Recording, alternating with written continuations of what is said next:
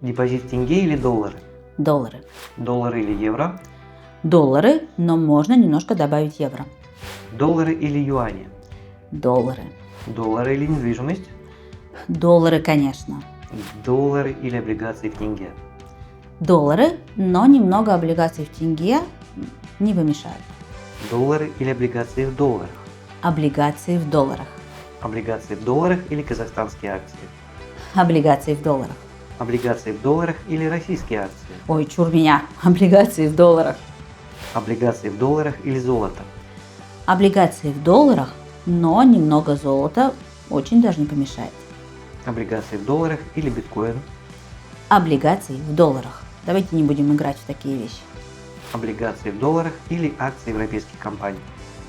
Облигации в долларах, но акции европейских компаний почему нет?